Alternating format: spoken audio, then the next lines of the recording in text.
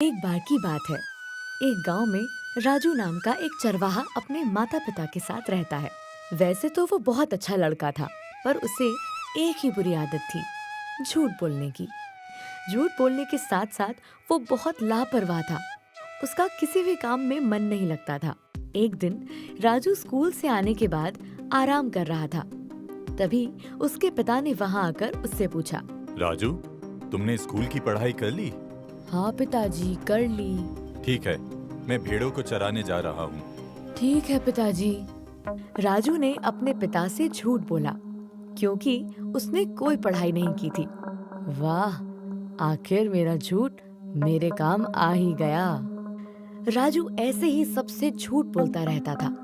फिर एक दिन राजू के पिता बीमार पड़ गए, जिसके कारण वो अपने भेड़ों को चराने नहीं जा पाए और उन्होंने राजू को बुलाकर भेड़ों को चराने का काम दिया।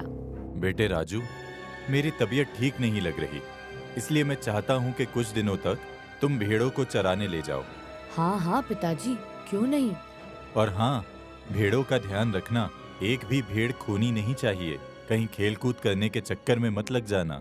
मेरे साथ सारे भेड़ बिल्कुल सुरक्षित रहेंगे। भेड़ों की सुरक्षा का भरोसा दिलाकर राजू उन्हें चराने पास के जंगल में ले गया। उसने जंगल जाकर भेड़ों को चरने के लिए छोड़ दिया और खुद एक पेड़ के नीचे बैठ उन्हें देखने लगा। लेकिन थोड़ी ही देर में उसका मन ऊब गया। राजू को कुछ समझ में नहीं आ रहा था कि क्या करे। तभी उसकी नजर पास के खेत में काम करते कुछ लोगों पर पड़ी।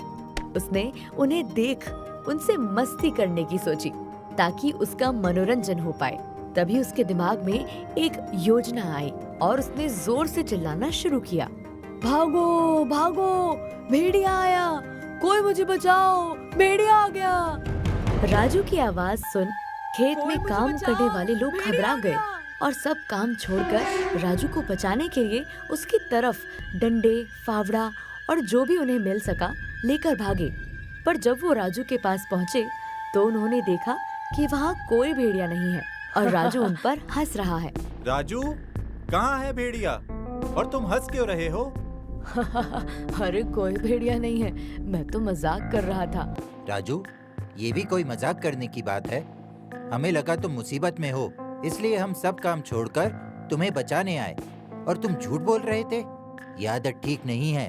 हाँ हाँ, ठीक है, समझ गया। अब आगे से नहीं करूँगा। गांव वाले वहाँ से चले गए। अगले दिन फिर राजू अपने भेड़ों को लेकर जंगल में गया और उसने फिर से अपने मनोरंजन के लिए वही योजना अपनाई।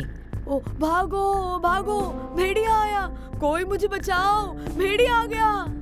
राजू की चीख सुनकर फिर से गांव वाले अपना अपना काम छोड़कर राजू को बचाने आए। पर पिछली बार की तरह इस बार भी राजू झूठ बोल रहा था। वहाँ कोई भेड़िया नहीं था। राजू, ये बिल्कुल अच्छी बात नहीं है। तुम रोज रोज झूठ बोलकर हमारा काम खराब करते हो। इस तरह तो तुम्हारी बात पर कोई भरोसा नहीं करेगा।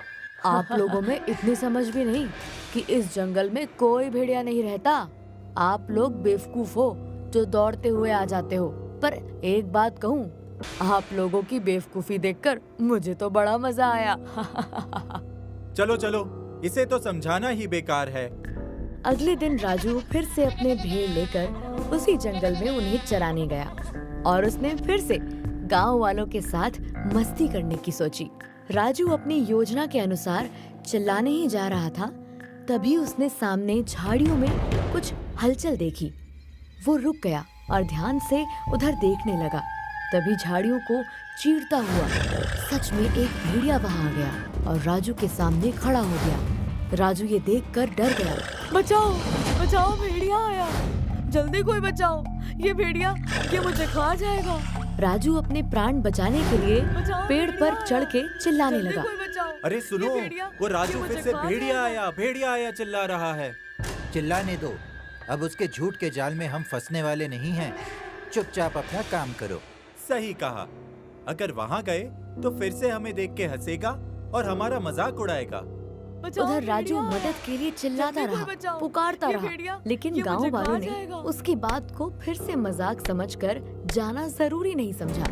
इधर भेड़िया राजू के भेड़ों की तरफ बढ़ता जा रहा था। राजू असहाय होकर भेड़िए के ऊपर चिल्लाने लगा, कोई तो बचाओ, ये भेड़िया मेरे भेड़ों को खा जाएगा। राजू के चीखने चिल्लाने का कोई असर ना भेड़िए पर पड़ा ना गांव वालों पर, और देखते ही देखते भूखे भेड़िए ने राजू के भेड़ों पर हमला कर दिया और उन्हें एक एक करके खा गया। राजू ये सब पेड़ के ऊपर से देखता रहा, पर अपने भेड़ों को बचाने के लिए कुछ नहीं कर पाया।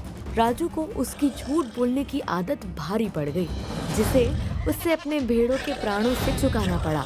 भेड़िया राजू के भेड़ों को अपना भोजन बनाकर वहाँ से जाने लगा। तभी एक गांव वाले की नजर उस पर पड़ी। अरे वो देखो, ये तो सच का भेड़िया आ गया। कहीं राजू सच में तो मुसीबत में नहीं? चलो। गांव वाले राजू को बचाने के लिए भागे, लेकिन तब तक बहुत देर हो चुकी थी। भेड़िए ने राजू के सारे भेड़ खा लिए थे और राजू डरा सहमा पेड़ के ऊपर बैठा था। गांव वाले राजू को पेड़ पर देख चिल्लाए, क्या हुआ राजू, पेड़ पर क्यों चढ़े हो? भेड़िए के डर से, उसने हमारे सारे भेड़ खा लिए। अरे तो इसलिए तुम चिल्ला रहे थे?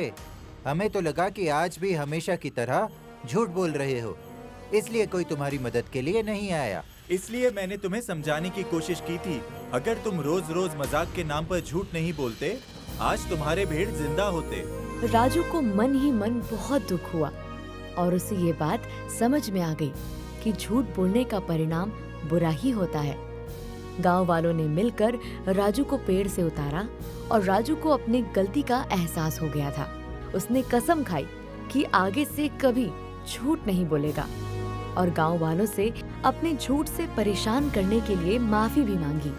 मुझे माफ कर दीजिए, मैंने झूठ बोलकर बहुत बड़ी गलती कर दी। मुझे ऐसा नहीं करना चाहिए था। मैं आप सबसे वादा करता हूँ कि अब से कभी किसी से झूठ नहीं बोलूंगा। और इस घटना से राजू को ये भी समझ में आ गया कि झूठ बोलने की वजह से हम लोगों का विश्वास खो देते हैं और समय आने पर कोई हमारी मदद नहीं करता। इसलिए हमें कभी झूठ नहीं बोलना चाहिए।